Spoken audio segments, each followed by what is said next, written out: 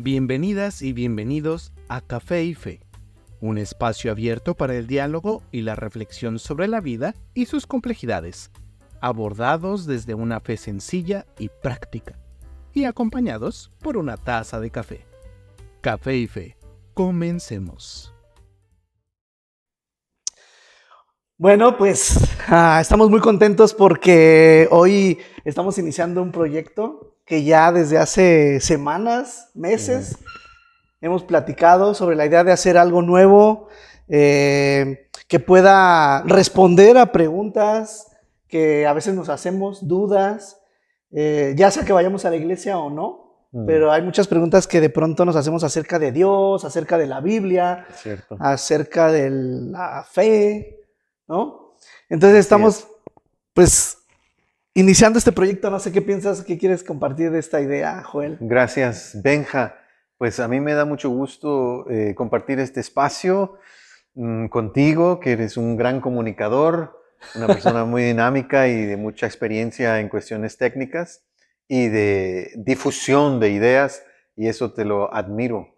Y bueno, estamos listos para interactuar también con las personas que escuchen esto y que se sientan tal vez alguna inquietud y que puedan también reaccionar y responder a lo que vamos a platicar acá. Sí, yo quiero compartir que Joel tiene un conocimiento muy amplio en muchas cosas, porque además de que es profesor, pues ha estudiado bastante acerca de estos temas, y yo creo que va a ser muy enriquecedor que podamos escucharte, también que puedas escuchar un poco las opiniones que a veces nosotros tenemos y que logremos poner puntos de acuerdo sobre a lo mejor algunos temas que de pronto nos surgen, que no son tan claros en la Biblia, pero que creo que con la ayuda de lo que tú conoces y has aprendido durante varios años, pues se puede lograr. Eso. Es importante tener esa actitud de escuchar, ¿verdad?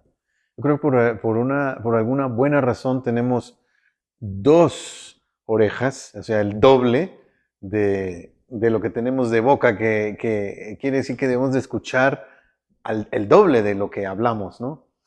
Entonces, así cualquier persona que escuche este podcast y se inquiete por alguna idea aquí, me encantaría recibir retroalimentación y comentarios, así como preguntas y también inquietudes. Sí, estamos iniciando este proyecto y la idea es que podamos explorar muchas cosas. Vamos a hablar de algunos temas que tal vez son complejos, pero tal vez queremos reaccionar a libros, a películas o a cosas que de pronto como que nos generen inquietud por conocer, por aprender acerca pues de la vida o de algún tema. Entonces, probablemente algunos capítulos van a ser un poco distintos a este, pero pues vamos a ir jugando y espero que en sus comentarios nos puedan decir qué piensan, qué cambiamos, qué podemos agregar o qué podemos quitar, ¿no? Es una bienvenida que nos damos, Benja, tú a mí, yo a ti, una bienvenida que damos a toda persona que está escuchando, y nos encanta esta oportunidad, facilitada por el Seminario Palmer, en conjunto con la Iglesia del Pacto en México y la comunidad Jiré en Monterrey. Correcto. Pues vamos a entrar ya en materia y bueno, parte de lo que también hacemos en Jiré es pues cantar. Creo que una característica de nuestra iglesia es la música y pues quiero compartirles que Joel escribe mucha música y hay una canción en particular que vino a mi mente esta semana que se llama A este Dios cantaremos. Y me llama la atención porque hay algunos atributos, algunas características que tú pones en esas letras acerca de lo que... ¿Quién es el Dios que amamos? Exacto. El Dios al que adoramos, el Dios al que servimos, el Dios en quien confiamos. Entonces, esa es la pregunta que quisiera yo hacer hoy. ¿Quién es Dios? ¿Qué es Dios? O sea, ¿de dónde surge la idea de Dios en general? Porque también hablamos de Dios, pero también hablamos de diferentes religiones. Cada religión tiene su propio Dios. Entonces, ¿de dónde viene ese concepto, esa idea de Dios? Y luego aterrizarlo al concepto que nosotros tenemos de quién es el verdadero Dios. Sí, bueno, creo que la idea de Dios forma parte de un paquete, que es un paquete de características que distinguen a la raza humana, al ser humano, ¿no? En cualquier época y en cualquier cultura, en cualquier idioma, el ser humano, siempre que ha sido ser humano, se ha preguntado cosas, ¿no? Mm, Y esa capacidad de preguntarse es lo que yo digo que es esa parte de este paquete, ¿no? Por ejemplo, la pregunta sobre quién soy yo, mm. qué es el mundo, eh, a quién le tengo que agradecer la responsabilidad de, o agradecer o presentar una queja, ¿verdad? Sobre la realidad de este mundo, ¿verdad? Esas preguntas son fundamentalmente humanas. Porque de pronto, y creo que eso lo vemos mucho con jóvenes, y creo que cada uno de los que hemos pasado por esa etapa también lo vimos, nos vienen preguntas sobre quién, como decías, quién soy yo, a quién pertenezco, Sí, sé quiénes son mis papás, sé quiénes son mis amigos, pero yo qué soy, para dónde voy. sí, Y creo que hoy en día es fundamental tratar de responder a esa pregunta, sí, porque hay tantas ideas, tantas ideologías que los jóvenes o en general la gente tiene, pero que yo creo personalmente que esa inquietud o esa pregunta y esa necesidad de pertenecer a es como esa imán que nos quiere sí, atraer hacia Dios. sí. Creo que básicamente cada individuo, cada persona tiene que resolver este asunto.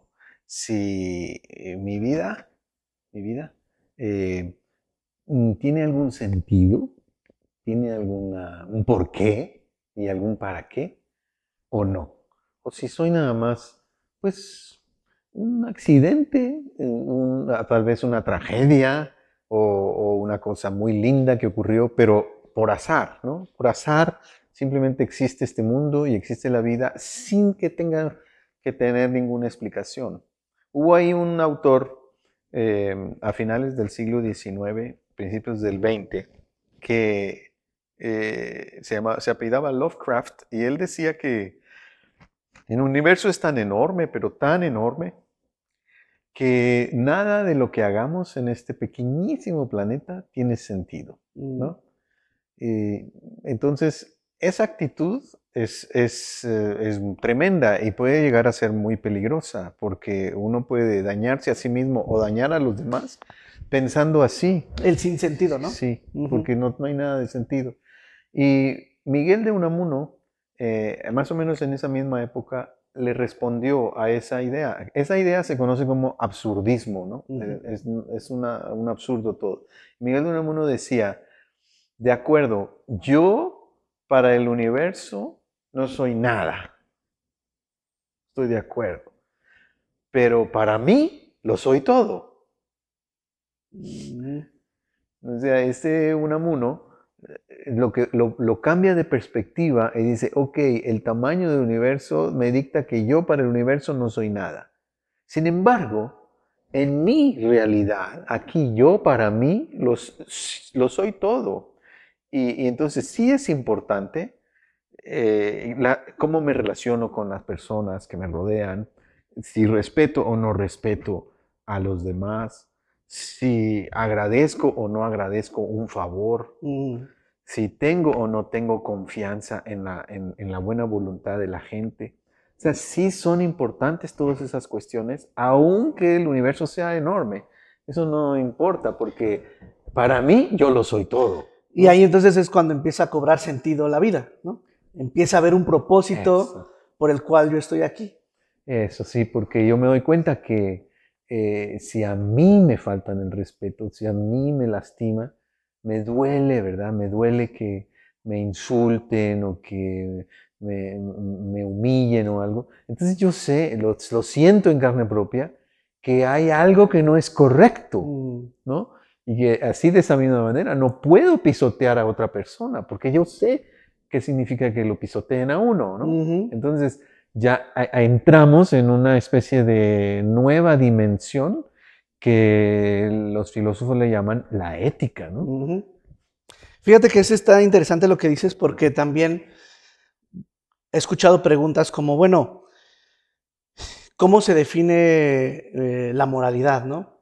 Cómo se define cuándo es algo bueno o malo. Y de pronto hay personas que pues dicen que realmente depende mucho del contexto, depende mucho de la historia, Sí, depende mucho del lugar, pero yo creo que sí tenemos como seres humanos como un patrón o algo que nos indica que esto es bueno o que esto es sí, malo, como, o sea, un poquito sí. relacionado a lo que Ese dices, ¿no? es N.T. Wright, un maestro que sigo mucho. Él dice que estos son como ecos, Mm, ecos de una voz que todavía resuenan en el ser humano y que son ecos tal vez muy lejanos, pero que indican que Dios nos hizo. mm, ¿Y cuáles son esos ecos? Dice, bueno, nuestra capacidad de asombrarnos ante lo bello, ¿no? Por ese es uno.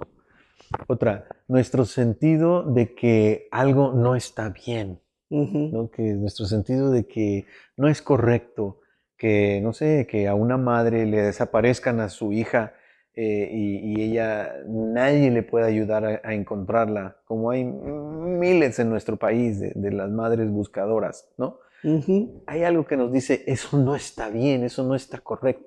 Nadie nos lo enseñó, ¿verdad? Pero es un eco de una voz que sonó en nuestra antigüedad, en nuestros orígenes como humanidad, y que indica que no somos solamente una especie animal más, ¿no? Sino que hay algo excepcional en el ser humano. Yo creo que eso, de ahí viene la idea de Dios, ¿no? Que no le corresponde solo a una religión, ok, ni a una cultura humana, sino que simplemente por ser seres humanos nos hacemos preguntas y tenemos esta intuición de que nuestra vida de alguna manera le tiene que rendir cuentas a alguien, al- tanto para agradecer como para tal vez mm, quejarnos o para decir he vivido correctamente o no he vivido correctamente, ¿no? Como para establecer una especie de norma de conducta, ¿no? Y eso es bien curioso porque ha existido en todas las culturas humanas. Todas las culturas humanas tienen un sentido de lo justo y lo injusto, mm, un sentido de lo bello y lo feo, de lo repulsivo y lo atractivo, un sentido de lo equitativo y lo que no está, lo torcido, ¿no? Y esa intuición humana es una señal. señal, un eco, ¿verdad? De que tenemos algo que en la tradición cristiana se conoce como la imagen de Dios, ¿no? En Mm. nosotros como seres humanos, sin importar a qué cultura pertenezcamos. O sea, estamos hablando entonces de que el diseño de Dios en el ser humano están implícitas estas características, como dices, de querer pertenecer a alguien y de querer rendirle cuentas a alguien y de querer sentirse amado por alguien y a lo mejor, como decías, reprochar. Porque sí, o sea, si lo ponemos en esa perspectiva es como un patrón. Los seres humanos nos creamos nuestro Dios Ujú.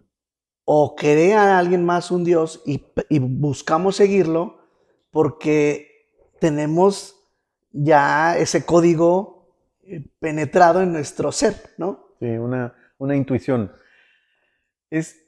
A mí me gusta en las primeras clases de cada curso que enseño en el centro universitario donde trabajo, hacer la distinción entre las grandes disciplinas del saber humano, ¿no? Mm, Y digo que es como una casa, en la casa del conocimiento humano viven tres hermanas solteras ok. y estas tres tienen que aprender a convivir bajo el mismo techo, ¿no? Y estas tres son la ciencia, Mm, la filosofía y la teología, ok. ¿ya? Y en diferentes épocas de nuestra historia, alguna de las tres ha querido mandar en la casa y que las Mm, otras dos las sirvan y hagan lo que ella dice. Esa es la historia, por ejemplo, durante la Edad Media era la teología la que mandaba ujú, y hacía que la filosofía y la ciencia la obedecieran y trabajaran para ella. Después de la Edad Media, hoy en día, ese papel de tirana de la casa del conocimiento humano lo realiza la ciencia, ¿verdad? Y luego les digo a los chicos que cada una de estas tres tiene preguntas que le pertenecen solo a ella, ¿no? Entonces, por ejemplo, la pregunta ¿cómo? Es una pregunta científica. ¿Cómo funciona algo, no? ¿Cómo se explica este fenómeno, no? ¿Cuándo? También es una pregunta científica. ¿Dónde también, no? Por ejemplo, ¿cuándo comenzó el universo? Es una pregunta científica, ¿no? ¿Y cómo comenzó la vida? Todas esas son preguntas científicas. Sí. Pero, y las preguntas ¿qué es esto? ¿Qué es aquello? Esa es la pregunta exclusivamente o especialmente filosófica, ¿no? ¿Qué es la familia? ¿Qué es el trabajo? ¿Qué es la vida? ¿Qué es la justicia? ¿Verdad? Cuando preguntamos qué es algo, estamos en el terreno de la filosofía. Y entonces queda, ¿qué pregunta sería específicamente teológica? Y entonces los chicos llegan a la conclusión. Es la pregunta, ¿quién? ¿Quién? Claro. ¿Quién? ¿No? ¿A quién hay que presentarle una queja sobre esta vida? ¿O a quién hay que agradecer? ¿No? ¿Con quién me voy a relacionar después de haber conocido el mundo? ¿No? Y ya que hablamos un poco de de la idea de lo que es Dios, quisiera como empezar a acotar el tema de Dios hacia la guía, hacia la verdad que nosotros tenemos acerca del Dios, del Dios de la Biblia. El Dios del que habla la Biblia. Del Dios que le habla en la Biblia. Y para eso también me acordé de un canto de un buen amigo que vino hace unos años acá a Monterrey, un buen amigo de la iglesia, ¿verdad? De nuestra iglesia, que es Santiago Benavides, que tiene una canción que se llama Dios también.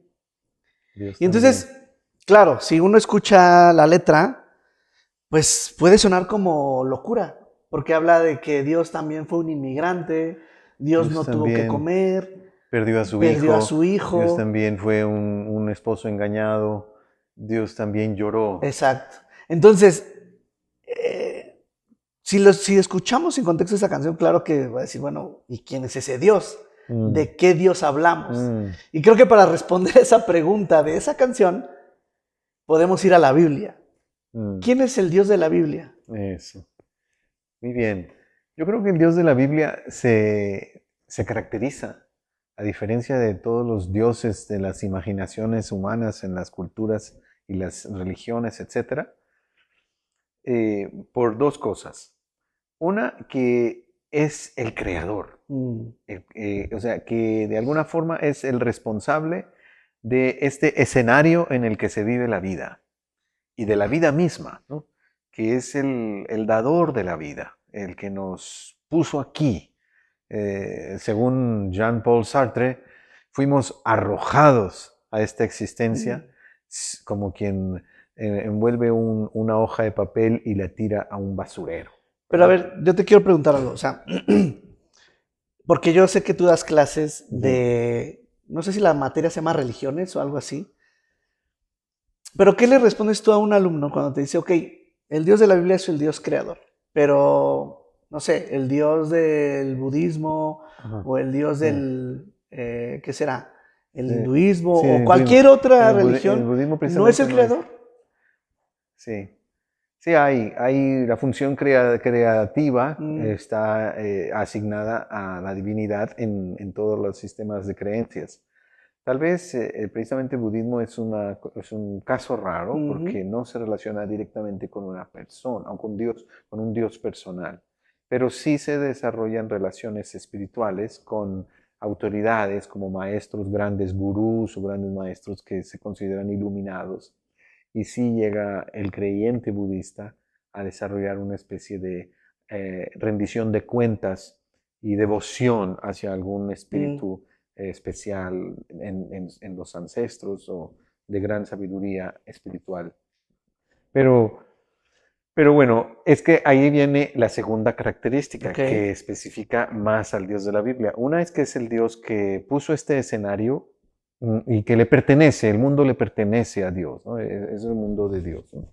Pero la segunda característica es que el Dios de la Biblia es aquel que se presenta frente al hombre o la mujer y le desafía a tomar alguna decisión que afecte su porvenir. Mm, ¿Verdad? Esa es la característica específica del Dios de la Biblia.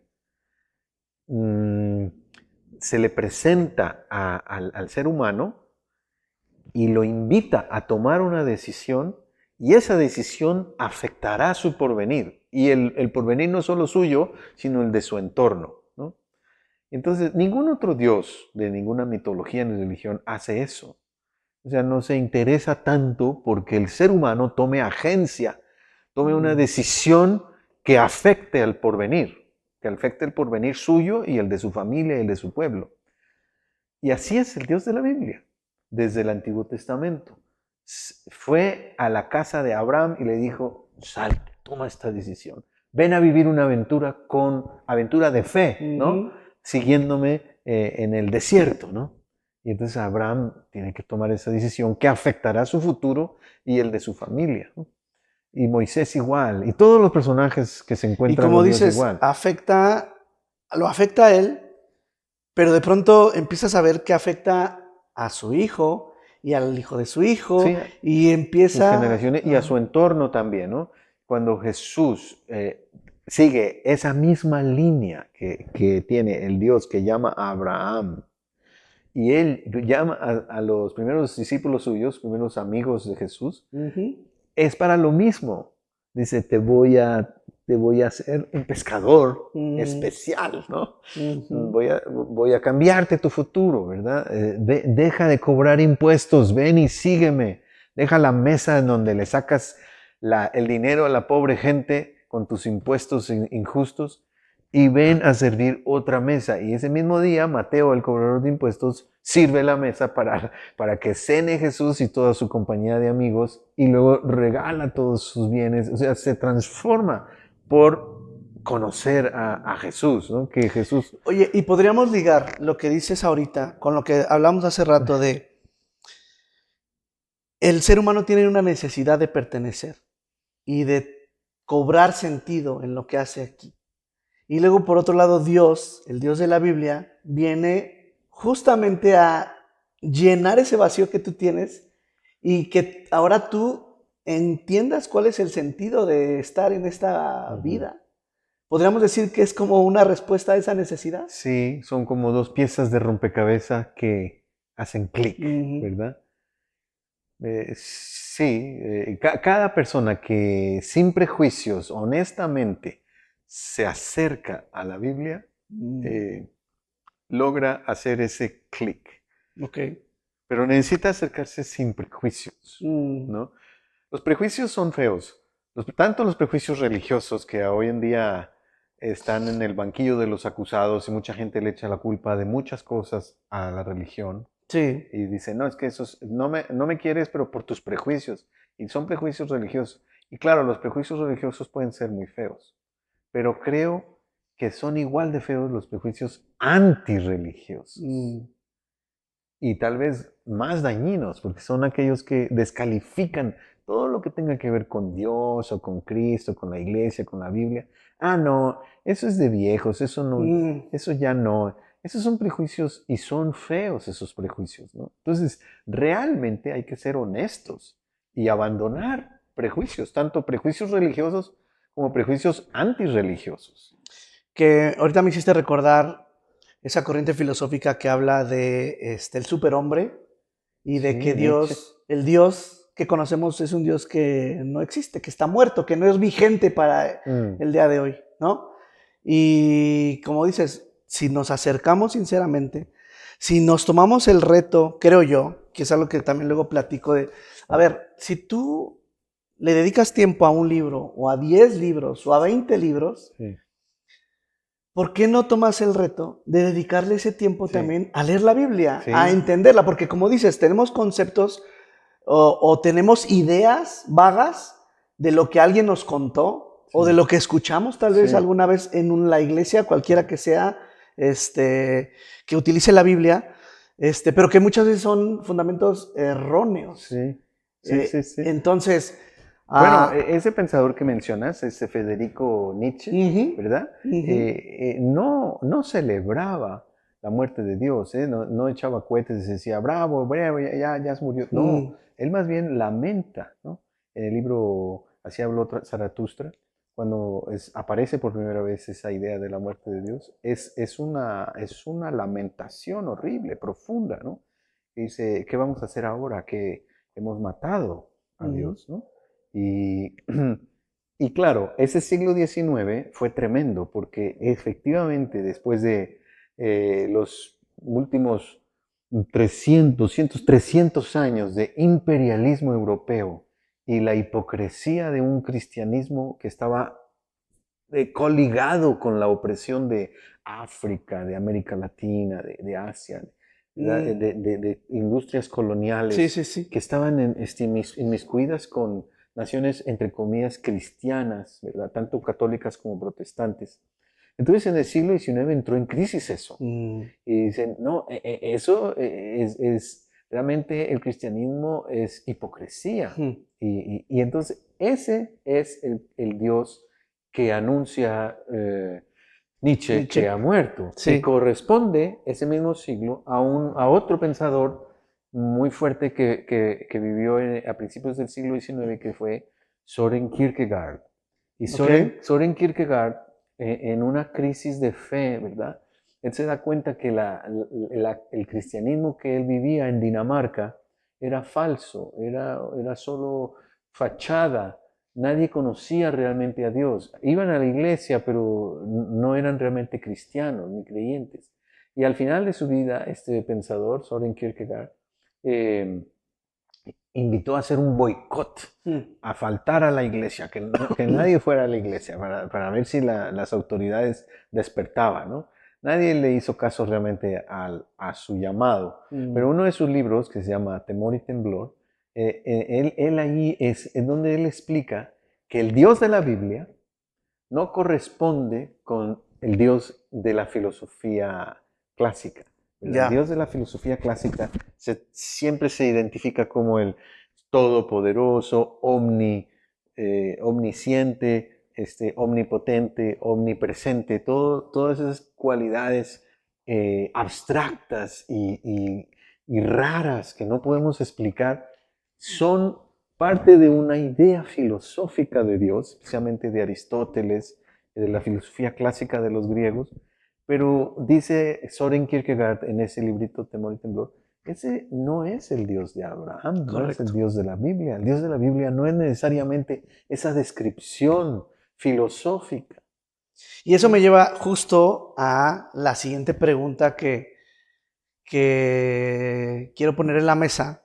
Pero antes de llegar a la pregunta, quisiera que tal vez ahondáramos un poquito en justo cuáles son las características erróneas o los conceptos erróneos de lo que es el Dios de la Biblia. O sea, no sé, tal vez podemos mencionar tres características o tres ideas que el mundo concibe de manera errónea de lo que es el Dios de la Biblia. Bueno, tal vez una sería la más peligrosa, es confundir a Dios con el destino. O sea, que todo lo que pasa es porque Dios lo mandó, no importa si es bueno o malo, es la voluntad de Dios.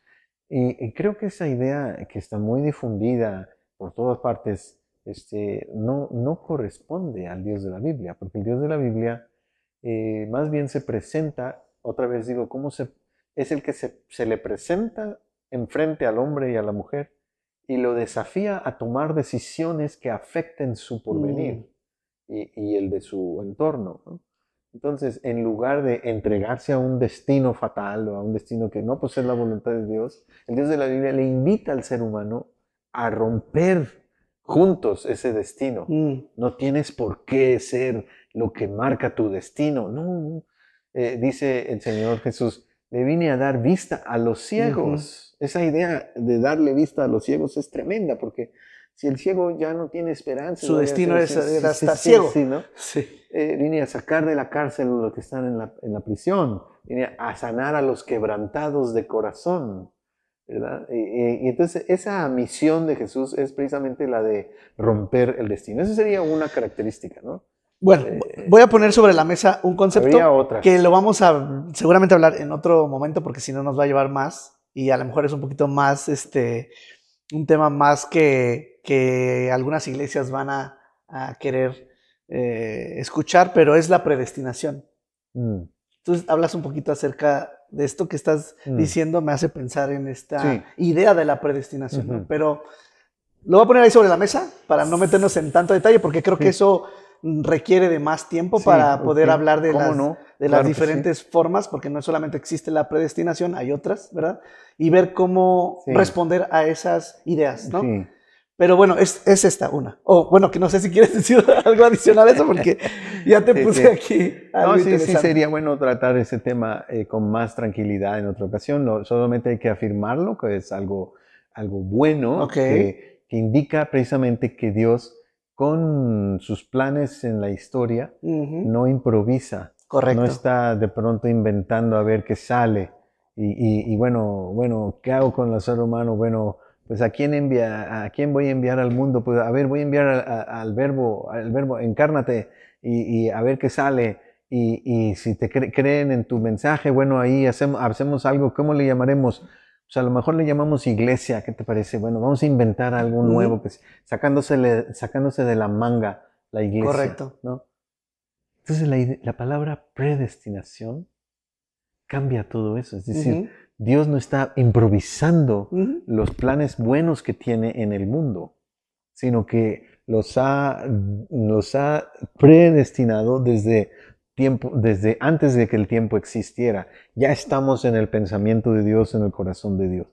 Sí, y por eso yo digo que requiere un capítulo. Un tema muy grande. Porque hablabas de un extremo y ahorita estamos hablando a lo mejor del otro, y hay que como que aclarar un poquito eso, ¿verdad? O sea, no es que Dios, o más bien, Dios tiene un plan, pero a lo mejor en los detalles, ya en la vida del ser humano y de las personas, ahí es donde las cosas cobran otro... Sí, claro, creo que es igual que, no sé, que cuando un enamorado proponerle matrimonio a una mujer, a que le llama mucho la atención y sueña con ella y todo, tiene un plan, ¿no? Claro.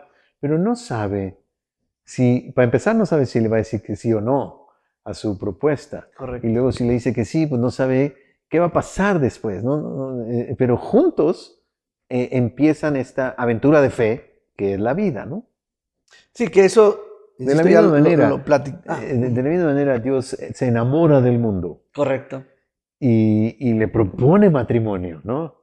Y entonces esa es la mejor imagen, ¿no? El matrimonio, la relación de matrimonio, de amor entre Dios y el mundo, que ese es el gran plan de Dios. El gran plan de Dios es amar al mundo.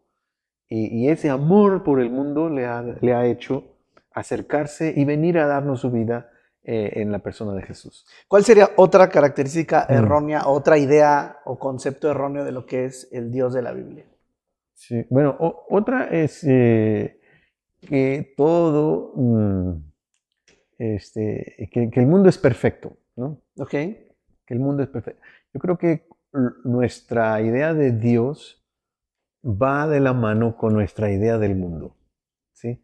O sea, si nosotros pensamos que el mundo es color de rosa y todo eso, pues tenemos una idea equivocada, ¿no? De la realidad. Porque la realidad no es así todo perfecto, todo correcto, sino que hay ambigüedades, ¿no? O sea, hay cosas buenas que le ocurren, cosas malas que le ocurren a gente buena, y cosas buenas que no le debieran ocurrir a gente muy mala, ¿verdad? Hay gente muy mala que se saca premios y gente muy buena que vive de una manera muy miserable y muy triste y todo. Entonces nos damos cuenta que el mundo no es perfecto.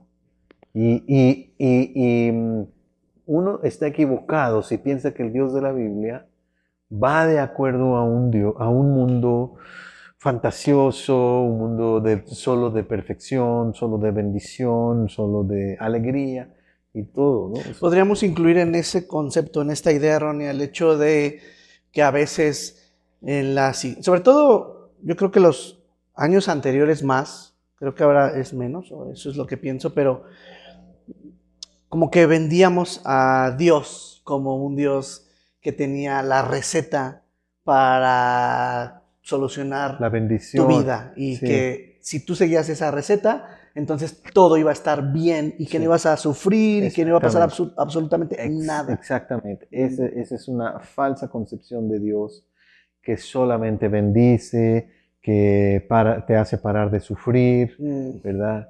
Y que todo lo que Dios te da es bendición. Hay un canto diciendo que dice, em, solo Dios hace al hombre feliz, ujú. ¿verdad? Solo Dios hace al hombre feliz. Sí, correcto. Y bueno, en realidad, el Dios que nos presenta Jesús, o sea, más bien Jesús dice, sígame, pero toma tu cruz y sígueme. Mm, Dice, toma tu cruz significa, prepárate a ser reprobado por el mundo.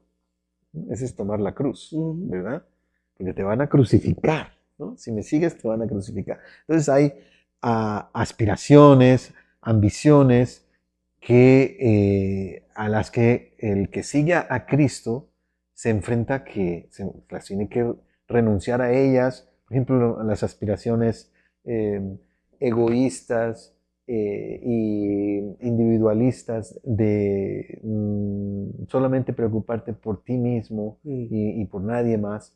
Todo eso cambia, porque otra vez digo, el Dios de la Biblia se te presenta enfrente y te desafía a tomar decisiones que afectan tu porvenir y el de tu entorno, ¿no? Entonces, dijimos dos cosas. Uno, que Dios es igual a destino. Esa fue Ese la es primera. destino. Y otro Que, sería como que Dios es igual al genio de la ok, lámpara o a Santa Claus o algo así, ¿no? sí. Esa Otra es más. otra. ¿Cuál podríamos agregar para nombrar tres cosas? Bueno, sería la de un Dios indiferente, Mm, un Dios indiferente que está, sí, está allá en su casa celestial, pero realmente no, ni siquiera nos voltea a ver, no le importamos, mm. ¿no? Esa es otra falsa idea, ¿no? De Dios. Sí, sí, he escuchado algunas veces que dicen, bueno, es que, ¿por qué le oran a ese Dios que debe estar más preocupado por Cosas lo que importantes. pasa en África o lo que pasa en X lugar que lo que me está pasando a mí? Sí, es Y cierto. entonces limitamos también los atributos de lo que sí es Dios, ¿no? Sí, Porque entonces, bajo nuestro concepto, creemos que Dios tiene una agenda, que tiene un horario o que tiene un límite, y tampoco es así, ¿verdad? eso sería como un Dios indiferente. Y el peligro de esa idea de Dios es que como seres humanos tenemos la tendencia de parecernos al Dios que adoramos. Mm, Entonces, si alguien cree que Dios es indiferente, entonces va a ser indiferente ella o él mismo mm, en su manera de vivir, ¿no? No le interesarán los demás. ¿Por qué? Pues porque piensa que así Dios también es indiferente. Y si Dios es indiferente, nosotros también habremos de ser indiferentes. Y entonces, bueno, técnicamente hablando, estas tres descripciones que hemos hecho se parecen a sistemas de creencias que existen, que han ok. existido y que existen todavía, ¿no? Uno sería el panteísmo, Mm, ese creer que eh, todo lo que ocurre es porque Dios lo manda. ujú, Dios está involucrado en toda la realidad es divina, ese es panteísmo. ujú. Por otro lado, el Dios indiferente y lejano, ese sería como un modelo más bien deísta, ¿no? De un Dios que existe pero está muy lejos y muy indiferente, ¿no? Y nosotros creemos que el Dios en que nos ha mostrado la Biblia, el que nos ha mostrado Jesús, es un Dios que se acerca y no llena toda la realidad y no la no la diviniza toda, pero toca ciertos momentos, ciertos lugares, ¿no? Ujú. La zarza ardiendo de la historia de Moisés, ¿no? Por ejemplo, la cruz del Calvario, ¿no? O ciertos momentos de la historia, donde ahí se revela que Dios se interesa por el mundo. O ciertos lugares, ¿no? Por ejemplo, el templo de Jerusalén era una especie de embajada del cielo, un pedacito del cielo aquí en la tierra. Entonces, cuando entraba uno ahí al templo de Jerusalén, y era como entrar al cielo. Esa idea se conoce como el teísmo, ¿no? Un sistema de creencias teísta, que es la que compartimos con el judaísmo. El judaísmo y el cristianismo tienen este sistema de creencias. Pero bueno, eso puede ser tal vez muy aburrido como para... No, está interesante porque al podcast. final, o sea, creo que muchos de los cuestionamientos que tenemos hoy en día y de los retos que tenemos como personas y los que vamos a la iglesia también dentro de la iglesia, pues no son nuevos, ¿no? O sea, a lo largo de la historia, estas mismas ideas, estos mismos pensamientos, tal vez con un apellido diferente o con un nombre diferente, pero ahí están. Se han O sea, presentado, sí. por eso la importancia de conocer la historia, ¿verdad? Sí. Fíjate que, y entonces vamos a aterrizar un poquito más a algo un poco más práctico sobre la misma pregunta. Porque me hiciste ahorita pensar que a veces nosotros también le queremos dar nuestra propia definición de Dios y en función a nuestra historia, en función a nuestro conocimiento y a lo que entendemos de la Biblia, nos hacemos un concepto de Dios. Ahora, creo que hay que separarlo en dos cosas desde mi perspectiva. Por un lado, también Dios de cierta manera se presenta ante ti con los atributos que para ti tal vez son importantes o necesarios por tu historia de vida, ¿no? Por ejemplo, en mi caso, me hace mucho sentido y me impacta cuando yo leo en la Biblia a Dios como un Dios amoroso, protector, proveedor, padre, porque yo tuve esa ausencia de un padre en casa en el día a día. Y entonces tal vez consciente o inconscientemente para mí Dios de cierta forma pues me está dando de su amor con estas características que para mí hoy son relevantes. Entonces creo que eso está bien. Ahorita a ver tú qué opinas de esto que te estoy diciendo.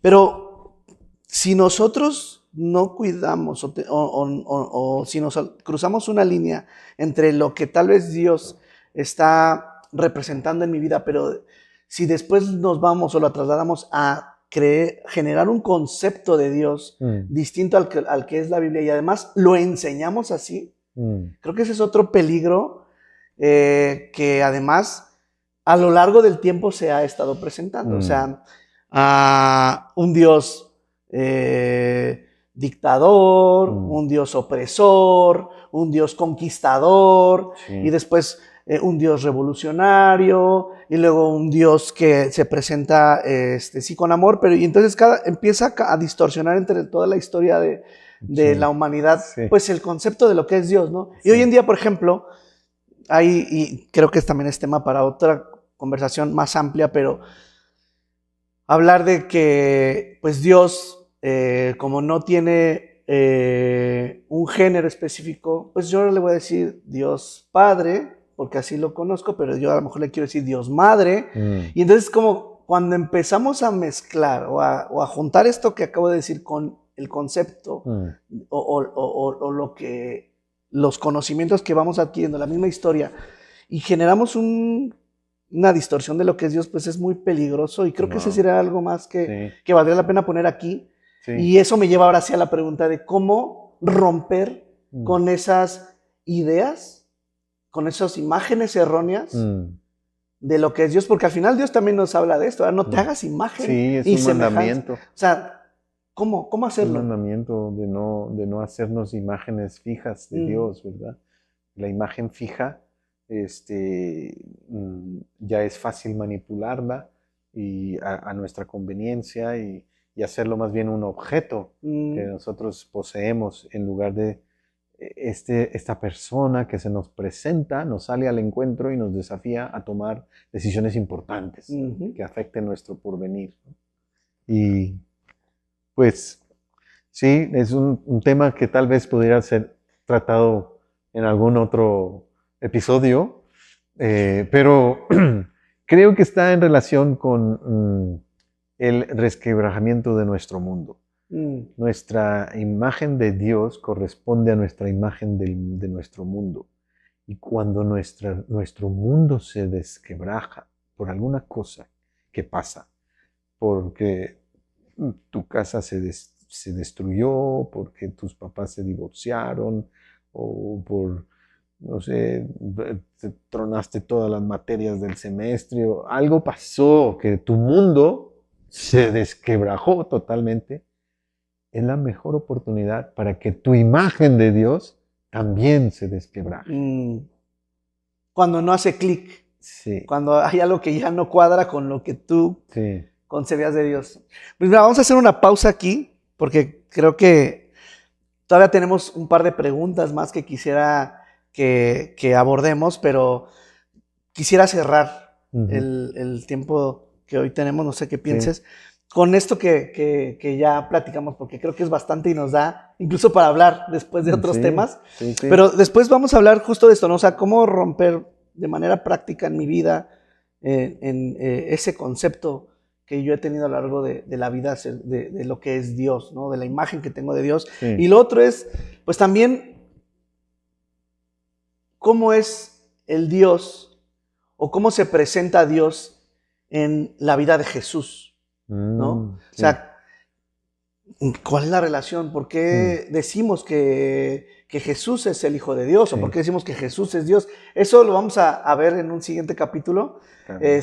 Y vamos a terminar hoy con esta primer ejercicio. No sé qué opinas. No, pues ha sido un gusto charlar contigo, Benja, y lanzar estas palabras a las ondas cibernéticas, y ojalá que quien los escuche les ponga atención y reaccione y responda, y empecemos un diálogo muy enriquecedor. Correcto, pues los invitamos a que nos vean. Vamos a estar publicando varios videos. Si les gustó, denle like, suscríbanse. Este es el primero de muchos. Queremos practicar, queremos ir evolucionando, vamos a ir mejorando. Sus ideas son bienvenidas, sus preguntas también. Probablemente en algún momento pues, traigamos a alguien a la mesa para platicar de algún tema en específico. Si es que tal vez no tenemos la respuesta. Porque, Libros, películas. Libros, exacto. Por ahí ya tenemos ideas de algún libro que quieres que platiquemos, que ha generado como mucha inquietud, ¿no? Pero también películas, hay mucho que platicar. Pero pues vamos a cerrar por hoy. Invitándolos a que nos sigan. En el siguiente capítulo vamos a hablar de Jesús y tenemos muchas otras preguntas también ya en la mesa. Y pues te doy muchas gracias, Joel, por este tiempo, por la confianza, por la amistad, porque pues también ya nos conocemos de varios años y pues él es mi pastor, pero también colaboramos juntos, somos hermanos y somos amigos y estamos muy emocionados de arrancar este proyecto. Así es. Así que seguiremos en contacto. Bueno, pues nos vemos en el próximo capítulo. Hasta luego.